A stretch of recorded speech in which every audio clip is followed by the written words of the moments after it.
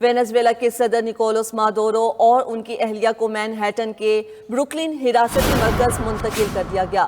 اس سے قبل دونوں کو نیو یارک کے اسٹیورٹ ملٹری بیس پہنچایا گیا۔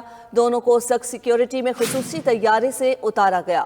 نیو یارک سے قبل انہیں وینزویلا سے گرفتار کر کے گواندا ناوابی منتقل کیا گیا ہے۔ آپ کو بتا رہے ہیں وینزویلا کے صدر نکولس مادورو اور ان کی اہلیہ کو مینہٹن کے بروکلن حراستی مرکز منتقل کر دیا گیا ہے۔ وینزویلین صدر نکولس مادورو کو ان کے ملک سے گرفتار کر کے امریکہ پہنچا دیا گیا۔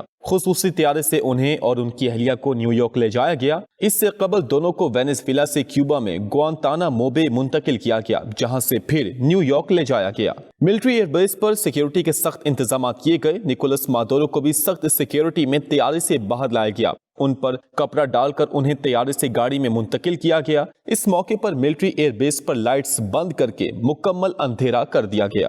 وینزویلا کے صدر نکولس مادورو کو آج نیو یارک کی عدالت میں پیش کیا جائے گا۔ عدالت میں ان کے خلاف ثبوت اور گواہان کو پیش کیا جائے گا۔ نیو یارک کی عدالت نے نکولس مادورو اور ان کی اہلیہ کے خلاف پہلے ہی فرد جرم عائد کر دی ہے۔ امریکی اٹارنی جنرل کے مطابق دہشت گردی کی کارروائیوں میں ملوث ہونے، منشیات کی اسمگلنگ اور اسلحے کی غیر قانونی برآمد کے الزامات عائد کیے گئے ہیں۔ امریکہ کی طرف سے وینزویلا پر حملے میں فضائی حملوں کے ساتھ زمینی کارروائی بھی کی گئی۔ امریکی جنگی طیاروں نے ایئرپورٹ اور فوجی تنصیبات سمیت مختلف اہداف کو نشانہ بنایا۔ دارالحکومت کراکس دھماکوں سے گونج اٹھا۔ وینزویلا کے دفاعی ہیڈ کوارٹرز اور فوجی تنصیبات پر شدید بمباری کی گئی۔ امریکی حملوں سے فوجی تنصیبات کے قریب آگ بھڑک اٹھی۔ وینزویلا میں صحافی نے فوجی تنصیبات پر امریکی حملوں کی تفصیلات بتا دی۔ امریکی حملوں کے بعد وینزویلا کے کئی علاقوں میں بجلی منقطع ہو گئی۔ خوف و ہراس پھیلنے سے شہری سڑکوں پر نکل آئے۔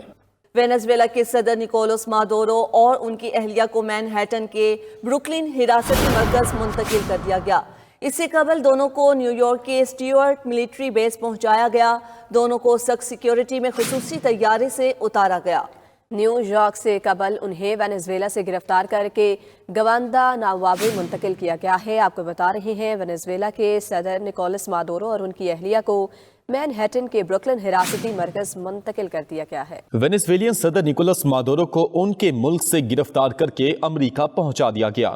خصوصی طیارے سے انہیں اور ان کی اہلیہ کو نیو یارک لے جایا گیا۔ اس سے قبل دونوں کو وینزویلا سے کیوبا میں گوانتانامو بے منتقل کیا گیا، جہاں سے پھر نیو یارک لے جایا گیا۔ ملٹری ایئر بیس پر سیکیورٹی کے سخت انتظامات کیے گئے۔ نکولس مادورو کو بھی سخت سیکیورٹی میں طیارے سے باہر لایا گیا۔ ان پر کپڑا ڈال کر انہیں طیارے سے گاڑی میں منتقل کیا گیا۔ اس موقع پر ملٹری ایئر بیس پر لائٹس بند کر کے مکمل اندھیرا کر دیا گیا۔